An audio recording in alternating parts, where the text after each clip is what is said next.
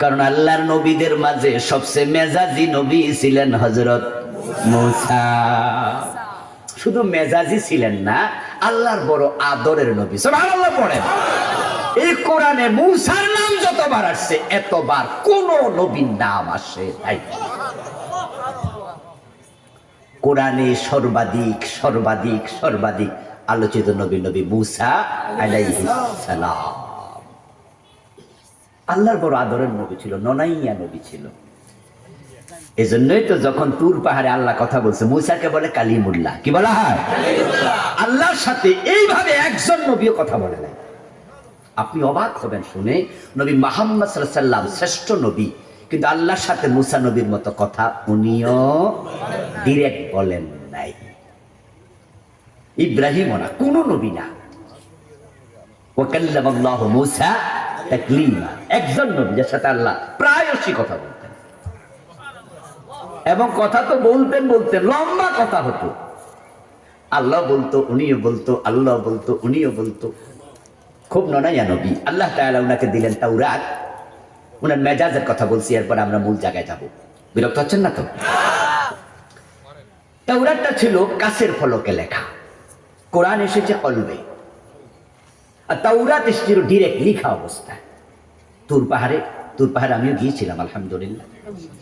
মিশরের কায়রো থেকে প্রায় 700 কিলোমিটার দূরে, অনেক দূর, তুরে সাইনা, এরপরে ইসরাইল, বাহারে আহমার পার হয়ে যাওয়া লাগে। সুয়েজ খাল নাম শুনছেন না? সুয়েজ খালের নিচ দিয়া আমাদের গাড়ি গিয়েছে। ওই রাস্তাটাই বানাইছে সাগরের তলদেশ দিয়ে। যাই হোক, তুরে সাইনা সে পাহাড় অনেক উঁচু, অনেক দূর। হযরত মূসা আলাইহিস সালামের কাছের পলকে লিখা তুর পাহাড় থেকে তাওরাত কাঁধে করে আসলেন। কাঁধে নিয়ে আইসা দেখে ওনার উম্মতেরা একটা গরুর বাচ্চা বানাইয়া স্বর্ণ দিয়া এটা সিজদা করতেছে।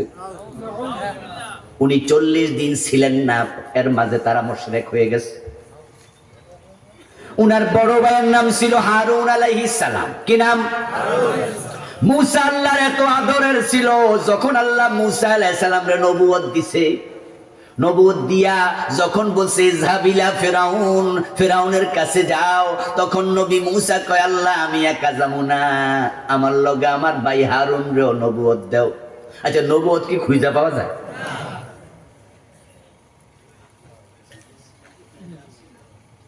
আচ্ছা, প্রধানমন্ত্রীর কাছে যদি ধরেন আপনার এলাকায় এমপি নমিনেশন দেয় না? কথা বলে না ভাইয়েরা আমার? যখন নমিনেশন বিক্রি করো, নমিনেশন দেয়, তো প্রধানমন্ত্রীর কাছে আপনাদের এই সেনবাগের একজন গেছে, ধরেন প্রধানমন্ত্রী খালেদা জিয়া হোক, শেখ হাসিনা হোক, যে কোনো একজন। তো যাওয়ার পর ওনাকে বললো, ঠিক আছে যা, তোমার নমিনেশন দিলাম। আচ্ছা, লগে লোক যদি কয় যে তাইলে ফাঁসের আসন থেকে আমার বাইরে দেন, দমক খাওয়ার সম্ভাবনা আছে না নাই? কথা কিন্তু বুঝে, সহজ কথা। কি কইলি বিয়াই, এই তুই নিজেরটা নিয়ে আরেক ভেড়ারটা চাস। এমপির নমিনেশন যত দামি, নবুয়ত কি এরকম দামি না কোটি গুণ বেশি? এটা নবুয়ত কি ছাইয়া পাওয়া যায়? কিন্তু মূসা আল্লাহর এত মায়ার নবী, ননাইয়া নবী, উনি যেই মাত্র বললেন যে আল্লাহ আমার ভাই হারুন রেও আমার অংশীদার বানান, ঠিক এই কাজে আমার ভাইরে আপনি দায়িত্ব দেন, আল্লাহ সাথে সাথে নবী বানাই দিচ্ছে। সুবহানাল্লাহ। আসতে হলো কেন? হিংসা লাগে নাকি? জোরে বলেন সুবহানাল্লাহ। উনি ইহুদিদের নবী, আমরা তাকেও ভালোবাসি, ঠিক কি না? তাকে বিশ্বাস করি, আমরা হিংসা করি না, আমরা সব নবীকে ভালোবাসি। যদি ইহুদিরা আমাদের নবী মুহাম্মদকে ভালোবাসে, তারা হিংসু। হযরত হারুন আলাইহিস সালাম ছিলেন নবী মূসার বড় ভাই, একই মায়ের পেটের সন্তান, কিন্তু বয়সে বড়। আল্লাহ হারুন আলাইহিস সালামকে নবী বানায়া দিলেন, দিয়া বললেন ঠিক আছে যাও, এখন দোনো ভাই সেখানে, কিন্তু আল্লাহ তাওরাত নাজিল করবেন, তাই বললেন মূসা তুমি তুর পাহাড়ে আসো, 30 দিন থাকা লাগবে। হারুন আলাইহিস সালাম কোন দায়িত্ব দিলেন যে হারুন আমি চলে যাচ্ছি, আল্লাহ আমারে ডাকছে, এখন তুমি উম্মতের দেখাশোনা করবে, বড় ভাই তুমি দেখো, আমার ভাই তুমি দায়িত্ব পালন করো, তুমি নবী। 30 দিন পরে 31 দিন 32 দিন যখন এভাবে দিন যায়, তখন সেখানে একটা লোক ছিল বড় হারামি, তার নাম ছিল সামিরি। কি নাম? সে ছিল স্বর্ণকার, সে নবী মূসার উম্মতের একজন ছিল। সে তখন বলল, নবী মুসা মনে হয় আর ফিরবে না, 30 দিনের জন্য গেছে। 31 দিন হয়ে গেল, 32 দিন হয়ে গেল। এখন সে মহিলাদের গলার স্বর্ণ টন্ন লইয়া আসে, স্বর্ণ দিয়ে একটা গরুর বাচ্চা ছোট্ট করে বানাইছে, বানায় সেটা রাইখা কয়, এখন এটার ভিতরে নবী মুসার খোদা আমি ঢুকামু। নাউজুবিল্লাহ পড়ে। তারপর জিবরিল আমিনের পায়ের ধুলা সে সংরক্ষণ করে রাখছিল। আরেক ঘটনা থেকে ওদিকে গেলাম না। জিবরিল আসছিল মুসার কাছে, সে টের পাইছে, ওখান থেকে পায়ের ধুলা রাখছে, ওই ধুলা ওই গরুর বাচ্চার পেটের ভিতরে ঢুকাইয়া দিছে। গরুর বাচ্চা স্বর্ণের তৈরি, হাম্বা হাম্বা করে চিৎকার দেয়া শুরু করছে। আর হে লোকদেরকে বলতেছে, দেখছো নি কইছিলাম না আল্লাহরে ঢুকামু। নাউজুবিল্লাহ।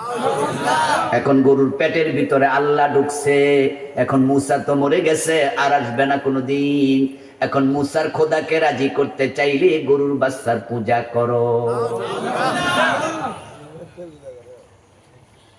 হযরত হারুন আলাইহিস সালাম দিলেন বাধা, এই না এসব করো না, ঈমান চলে যাবে, এটা শিরক। তারা হারুন আলাইহিস সালামকে মারতে আইছে। হারুন আলাইহিস সালাম দেখলেন এখন যদি তিনি এটা নিয়ে ঝগড়া পাসা শুরু করেন, ওনাকে গায়ে হাত দিলে উম্মত দুই ভাগে বিভক্ত হয়ে যাবে। কিছু হারুনের পক্ষ নেবে, কিছু সামিরির পক্ষ নেবে। তাই তিনি ঝগড়া না লাগাই একটু দূরে গিয়ে দাঁড়ায় আছে। কি করব বুঝতে পারছেন না।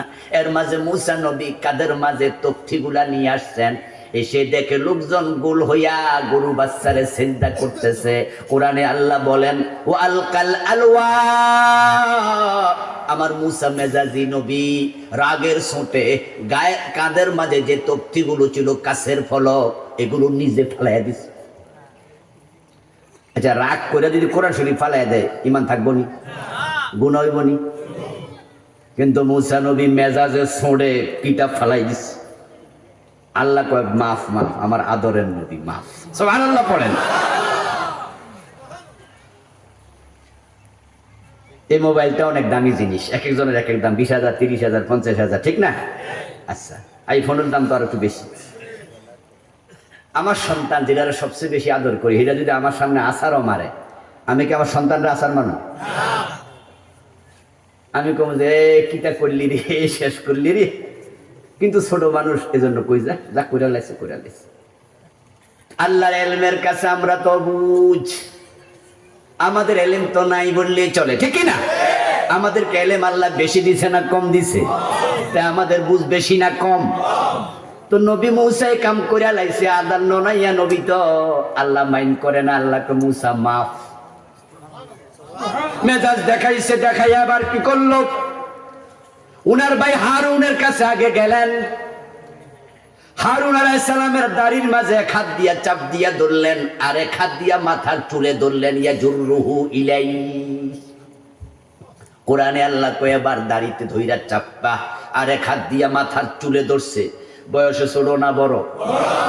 বড় ভাইরেও ছাড়ে না, মেজাজ কারে কয়। তো আজরাইলে থার পাবো না, বুঝেন না ঘটনা? আমি হিডাই বুঝাইতেছি। হযরত হারুন আলাইহিস সালাম রে চুলে ধইরা দাড়িতে ধইরা টানতেছে আর বলতেছে, হে মিয়া, তোমারে না দায়িত্ব দিয়া গেলাম, তুমি থাকতে লোকগুলা মুশরিক হইল কেমনে? ইন্নাকুম যালামতুম আনফুসাকুম বিত্তিখাযিকুমুল ইজলা। কোরআনের মাঝে আছে, আল্লাহ তাআলা ওহী নাযিল করছে। গরুর বাচ্চাকে ইবাদত করলো, পূজা করলো, তাই তাদের ঈমান চলে গেল, তারা জালেম হয়ে গেল। ফাতুবু ইলা বারিকুম, এখন তাওবা করা লাগবে। ওই মুসা মেজাজি কোন বর্ণনা পাওয়া যায়, সেটার অথেন্টিসিটি আমার কাছে নাই। তবে শুনেছি কোন বর্ণনা এমন আছে যে উনি যখন রেগে যেতেন, ওনার মাথার চুল খাড়াইয়া যাইতো, টুপি ছিদ্র হয়ে বাইরে যেত। কয়েক মেজাজ কারে কয়। তো আজকে আজরাইল আইয়া সালাম কালাম না দিয়া কয়, আমি আইছি। মুসা কয়, তুই কেডা? আদব কায়দা নাই, সাথে সাথে মারছে সর। কোরআনে আছে, আপনি আল্লাহর খলিফা, আপনার সম্মান ফেরেশতাদের চেয়েও বেশি যদি আপনি খলিফা থাকতে পারেন। কারণ খলিফার সম্পর্ক ডাইরেক্ট কার সাথে? الذين تتوفاهم الملائكة طيبين يقولون سلام عليكم উদখুলুল জান্নাতা বিমা কুনতুম তা'মালুন। খলিফার দায়িত্ব পালন অবস্থায় যারা মারা যাবে, এই কথাটা কান খুলে বুঝবেন, শুনবেন, সবাই রে না, যারা খলিফার দায়িত্ব পালন করতে করতে মরবে, আল্লাহ কোরআন মাজিদে বলেন ফেরেশতারা তার জান কবজ করতে যখন যাবে, 1 নাম্বার কাজ হলো তাকে দল বেঁধে সালাম দেবে।